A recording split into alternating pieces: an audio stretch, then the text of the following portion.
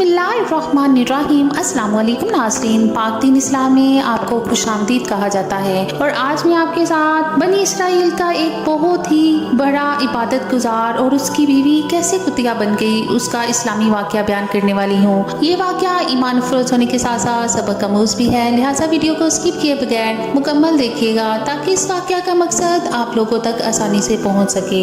कुरान करीम के 7वें पारे की सूरत अराफ में अल्लाह पाक फरमाता है, और सुनाते उनको हाल उस शख्स का जिसको हमने दी थी अपनी आयतें, फिर वो उनको छोड़ के निकला, फिर उसके पीछे लगा शैतान तो वो हो गया गुमराहों में, और हम चाहते तो बुलंद करते उसका रुतबा उन आयतों की बदौलत, लेकिन वो तो हो रहा ज़मीन का और पीछे हो लिया अपनी ख्वाहिश के, तो उसका हाल ऐसा है जैसे कुत्ता, उस पर तो बोझ ला दे तो हाँपे और छोड़ दे तो हाँपे। ये मिसाल उन लोगों की जिन्होंने जुठलाया हमारी आयतों को, सो बयान कर ये अहवाल ताकि वो ध्यान दे। अल्लाह पाक ने नबी करीम सल्लल्लाहु अलैहि वसल्लम को हुक्म दिया कि आप यहूद को उस शख्स का किस्सा सुनाएं जिसे हमने अपनी निशानियां दी, लेकिन फिर भी वो शैतान के पीछे लगकर गुमराह हो गया।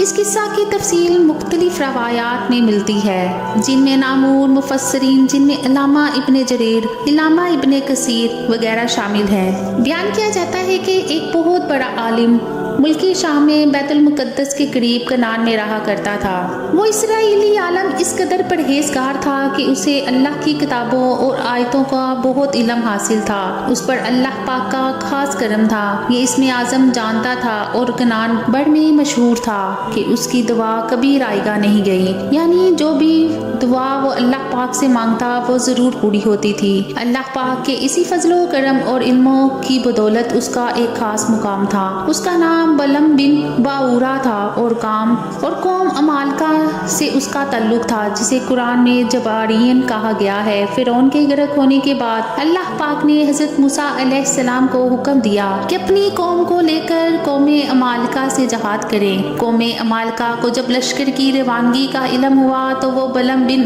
के पास बाकी आए कि हजरत मूसा अलैहिस्सलाम और उनकी कौम पर बद्दुआ करें। चूँकि बलम बिन एक आलिम था और अल्लाह पाक की निशानियाँ और आयात को जानता था, इसलिए कहने लगा वो तो अल्लाह के नबी हैं और फरिश्ते उनके साथ हैं, मैं उनके खिलाफ बद्दुआ नहीं कर सकता। मगर जो कौम ने बहुत इसरार किया तो बलम बिन बाऊरा कहने लगा कि ठीक है, मैं इस्तिखारा करके अपने रब की मर्जी जान लूँ। इस्तिखारा के बाद उसने अपनी कौम को तलब किया और उन्हें बताया कि मुझे बद्दुआ करने से मना किया गया है। इस वक्त जबारीन एक बहुत बड़ा तहका बलम को पेश किया, लेकिन उसने कबूल ना किया। उसके बाद जवारीन का इसरार बहुत ज़्यादा बढ़ गया। बाज़ रवायात में है कि कौम ने उसकी बीवी को बहुत ज़्यादा मालो दौलत और लड़के पेश किए, जिस पर उसने अपने शोहर बलम बिन बाऊरा को इस बात पर तैयार कर लिया कि वह हज़रत मूसा अलैहिस्सलाम और उनकी कौम पर बद्दुआ करे। बलम बिन बाऊरा ने हज़रत मूसा अलैहिस्सलाम और बनी इसराइल के लिए बद्दुआ करनी शुरू कर दी। उस वक्त कुदरतुल हय्या का अजीब करिश्मा जाहिर हुआ। वो कालमाते बद्दुआ जो मूसा अलैहिस्सलाम की कौम के लिए कहना चाहता था, उसकी जुबान से वो अल्फाज बद्दुआ कौम जबारीन के लिए निकले। जबारीन चला उठे कि तुमने तो हमारे लिए बद्दुआ कर रहे हो। बलम ने जवाब दिया, ये मेरे इख्तियार में नहीं है, मेरी जुबान उसके खिलाफ पर कादिर नहीं। नतीजा ये हुआ कि उस कौम पर तबाही आई और बलम को ये सजा मिली कि उसकी जुबान लटक कर सीने पर आ गई। अब उसने जबारीन से कहा, मेरी तो दुनिया आखिरत तबाह हो गई, अब मेरी दुआ की कबूलियत सलब कर ली गई, लेकिन मैं तुम्हें एक तदबीर बताता हूँ जिसके जरिए तुम मूसा और उसकी कौम पर गालिब आ सकते हो। वो ये कि तुम अपनी हसीन लड़कियों को आरास्ता करके बनी इसराइल के लश्कर में भेज दो और उनको ताकीद कर दो कि बनी इसराइल में कोई भी उनके साथ जो कुछ भी करना चाहे मना ना करे। बलम बिन बाऊरा की ये शैतानी चाल उनके समझे में आ गई और उस पर अमल किया गया। चुनाचा उन्होंने अपनी सबसे जवान और खूबसूरत लड़कियां माल बेचने की गर्ज से बनी इसराइल के फौजी कैंप में बेच दी। ये लड़कियां तादाद में 45 के करीब थी। सभी ने आकर अपनी अदाओं में बनी इसराइल कौम को फांसने की कोशिश की, पर नाकाम रही।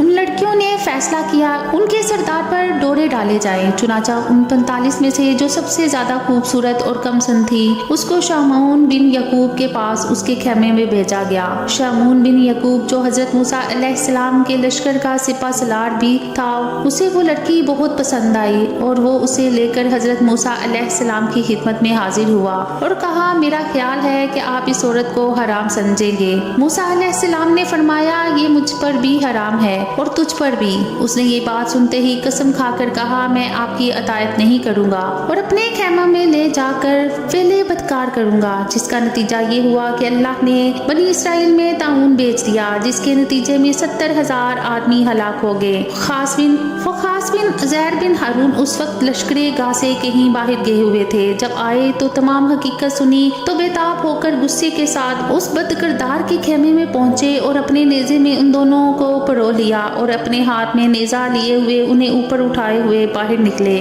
کہنی کو کچھ پر لگائے ہوئے کہنے لگے یا اللہ ہمیں معاف فرما، ہم پر سے یہ وبا دور فرما، دیکھ ہم نے تیرے نافرمانوں کو کیسے سزا دی۔ ان کی دعا قبول ہوئی اور اللہ پاک نے طاعون کی وبا ختم کر دی، لیکن یہ وبا بہت ہی قیمتی انسانی جانیں اور مویشیوں کو ختم کر چکی تھی۔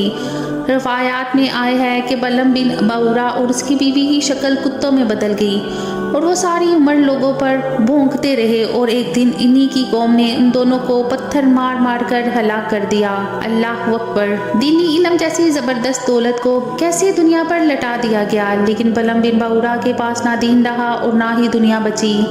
علم و ہدایات کو چھوڑ کر خواہشات نفس کے پیچھے بھاگنے والوں کا انجام انتہائی عبرتناک ہی ہوتا ہے۔ یہ واقعہ آج کے تمام لوگوں کے لیے بہت ہی زیادہ عبرتناک ہے کہ کس طرح اللہ پاک کی نشانیاں ہم سب پر عیاں ہیں، لیکن پھر بھی ہم نماز، روزہ، حج اور زکوٰۃ سے بہت دور ہیں۔ اللہ پاک ہم سب کو دین اسلام کے صحیح معنوں کو سمجھنے کی توفیق عطا فرمائے اور اس پر عمل پیرا ہونے کی توفیق دے، آمین یا رب العالمین۔ امید کرتی ہوں کہ آج کا واقعہ آپ کو اچھا لگا ہوگا۔ مزید اچھے واقعات کے لیے میرے چینل کو سبسکرائب کریں، ویڈیو کو لائک کریں۔ اللہ نگہبان۔